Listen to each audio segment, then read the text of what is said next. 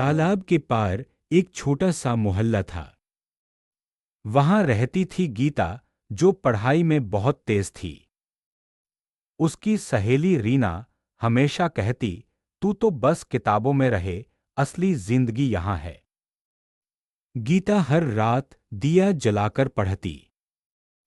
उसकी माँ कहती, बेटी बिजली भी तो बचा ले। वो हंसकर जवाब देती, माँ पढ़ाई से जो रोशनी मिले वो बिजली से सस्ती है। कुछ दूर पर रहता था राकेश, जिसके पास 2 फैक्ट्रियां थीं। गली के लोग उसे देखते तो कहते, इसकी किस्मत को क्या लग गया। कोई ये नहीं जानता था कि राकेश ने 10 साल तक खुद ही मशीनों पर रात बिताई थी। उसकी पड़ोसिन कमला देवी हर शाम आकर कहती, अमीरों की दुनिया अलग होती है। उनकी बेटी मीना, जो ब्यूटी पार्लर चलाती, बात में कटाक्ष करती, हमें तो बस देखने को मिलता है। एक दिन गीता का रिजल्ट आया, उसने जिले में पहला स्थान लिया। रीना ने मुंह फुलाया, हमें भी पढ़ने देती तो क्या पता। उसकी नजरों में नाराजगी थी, पर बधाई देने की जगह बस इतना बोल पाई। गीता ने हाथ पकड़ा, चल साथ तैयारी करेंगे, अगले साल तू भी टॉप करेगी। रीना ने झटक दिया, तेरी तरह बनना है तो बन जा, मुझे यारों संग मस्ती पसंद है। कुछ हफ्ते बाद राकेश की फैक्ट्री में आग लग गई। सारा मोहल्ला इकट्ठा हो गया। कमला देवी भी आईन, आंखों में आंसू नहीं, पर मन में एक चुभन, कभी सोचा भी नहीं, इतना बड़ा आदमी ऐसे झुलस जाएगा। राकेश ने मजदूरों को बचाने में अपना हाथ जलाया। अस्पताल के बाहर गरीब मजदूर की बीवी रो रही थी। साहब ने मेरे शौहर को कंधे पर लेकर बाहर निकाला। उस दिन गली वालों की नजर बदल गई, धनी हो या गरीब, दिल बड़ा होना चाहिए। गीता अब शहर की बड़ी कंपनी में नौकरी करती है। उसने गांव के स्कूल में फ्री ट्यूशन सेंटर खोला। रीना अपनी दुकान संभालती, कभी कभी आकर बैठ जाती, सबको मौका मिलना चाहिए, मैंने तेरे जैसा नहीं सोचा तो मैं यही हूं।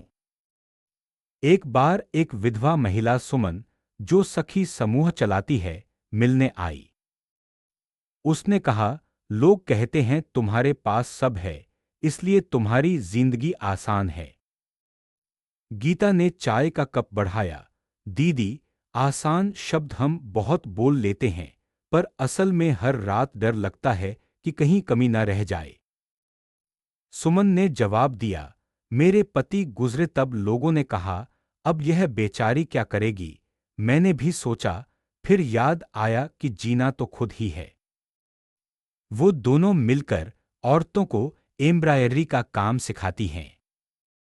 जिन औरतों ने कभी किसी की खूबसूरती या किस्मत पर ताना मारा, वही अब स्वरोजगार बनाती हैं।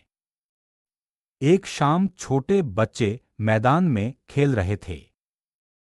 एक बच्चा रोने लगा, मेरी बैट टूट गई। दूसरे ने अपनी बैट दे दी, चल हम बारी बारी से खेलेंगे। गीता ने बाहर से देखा, मुस्कुरा दी। उसने सोचा, बच्चे लोग द्वेष सीखते हैं या सिखाए जाते हैं। जवाब मिला, जितना बड़ा मन उतना ही बड़ा जहां। रात को डायरी में उसने लिखा, समझदारी से मूर्ख जलते हैं, ठीक है, पर मैंने देखा है, अगर हम अपनी रोशनी बांटे तो जलन की जगह उम्मीद आ जाती है। अमीरी से गरीब जलते हैं, पर जब अमीर आंखें झुकाकर हाथ बढ़ाते हैं तो लकीरें मिट जाती हैं।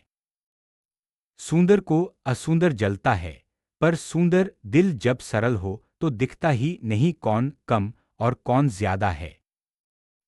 कुछ साल बाद उस गली की तस्वीर बदल गई। रीना ने नाइट स्कूल से परीक्षा दी, अब वह पार्लर के साथ ब्यूटी इंस्टीट्यूट चलाती। राकेश ने अपनी नई फैक्ट्री में गांव की 20 औरतों को काम दिया।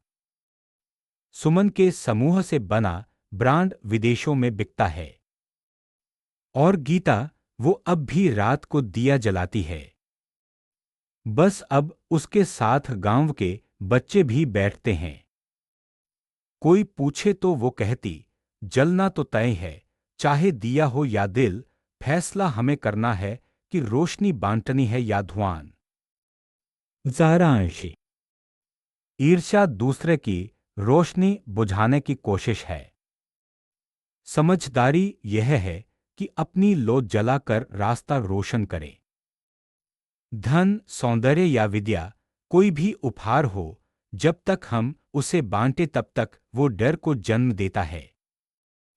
बांटने भर से वही चीज जीवन बदल देती है। सच्चा रुतबा तो हमारे काम से बनता है, न कि उसकी रक्षा के डर से। अगर वीडियो पसंद आया तो वन वे चैनल को सब्सक्राइब जरूर करें। आपका एक सब्सक्राइब हमारा हौसला बढ़ाता है।